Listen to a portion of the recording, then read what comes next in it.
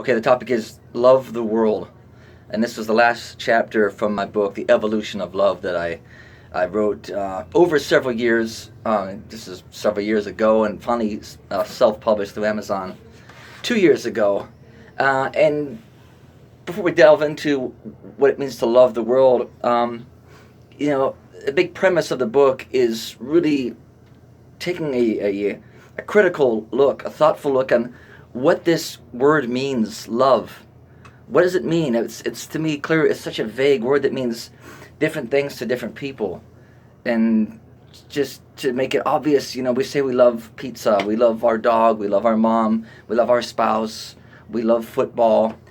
So it's kind of overused clearly, and also that our language, I think, needs to improve. We need new terms to define what it is that we're talking about, and those are all obvious, examples of how love is used differently. Obviously, talking about different concepts there, but I think it's also true and worth pointing out that loving your partner also has different meanings to different people, and that's why I needed to tell my story and write this book. Because if someone says they love me, and what they mean by that is they want to possess me and own me, and make me, have me to fill that hole in their life, that they need me, and that if someday that I leave and I can't be that for them, they're going to hate me.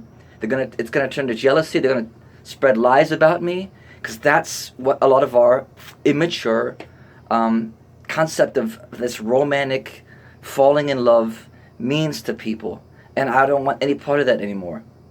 I think we need to evolve on this concept. Yes, right, and I delve into this, the science of it, and understanding how our brain works, these different regions of our brain, and that's why we have, kind of an inner battle about what it is that we want and who it is that we are, what face we're going to show the world. That we all have this primitive reptilian brain responsible for the most basic necessities of living, hunger, the sexual instinct.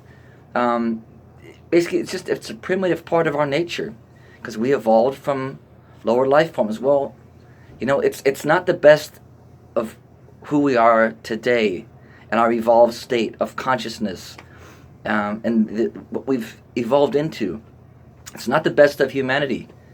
The best parts, the better angels of our nature, as Abe Lincoln referenced, are empathy, conscience, fairness, and what I call evolved love, which supersedes the primitive needing. Wanting is part of it, that's cool, but to need someone, to want to possess them, is primitive. This evolved concept of love, I say, look, it's the deepest love. It's not hard to understand, but let me just put a fine point on it. It's the deepest level of caring about someone else. And when you care so much about that person, they feel like they're part of you. So you feel their pain and you feel their joy. And no matter how much you want to be with them, you love them enough to let them go, to be free. And that's a kind of love that I think, I don't know, I just feel it. And I think we are connected to each other. Everyone. The great religious leaders taught us that we are family. Brothers and sisters all. So I don't have to know someone else to have that kind of love for someone. And I just think it's important for human beings, more of us worldwide, to at least think it every now and then, and say it to each other once in a while. I can look at a stranger on the street and homeless or in tears, I feel that. It's just kind of common human empathy. And even if they're not in that state, I just wish everyone more happiness and freedom and joy and love in their lives.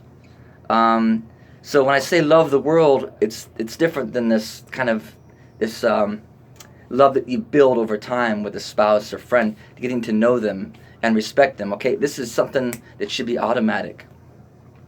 I want everyone everywhere to have food and water, healthcare, education opportunities, and if you can't say it or demonstrate it, at least think it, because it's in this concept of love that humanity will find heaven and progress, and we can have lasting peace and prosperity it's not only feasible, it's destined.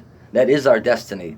It will happen, because the alternative is basically we destroy ourselves through war and famine and destroying the planet.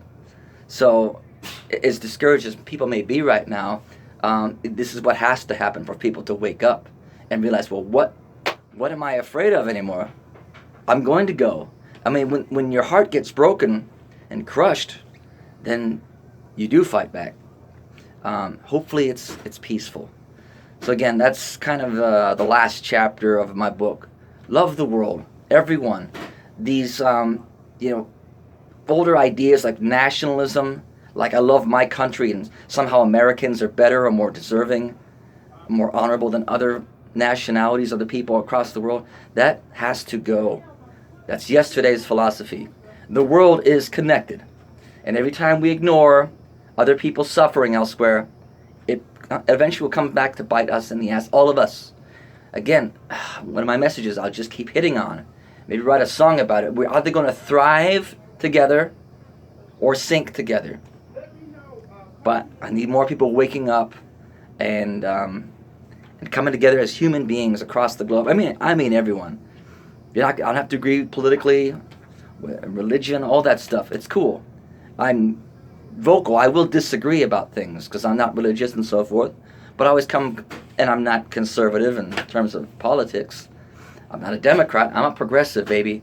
I'll have that conversation. I will disagree vocally, but I'll do so respectfully. And I just see a time where humanity en masse has to mature. There's got to be more voices of reason. It's okay to disagree. I can still love someone I disagree with and want the best for them. So I guess that's it. Love the world, guys. And again, I'll keep just kind of talking about concepts from the book. It's not really about me selling the book. I wanted to make the book available for free, honestly, because most important for me is to get a name out there and to help people. And through that process, hopefully, because I've got a million ideas that I want to share. I just need to make a name for myself. So hope you like that. Share, subscribe. I'll try to keep videos coming. Might also check out my music. Starting to perform live around LA under the name Austin McWilliams, my middle name. And we'll see how that goes. Wish you well, guys. Have a good day. Bye.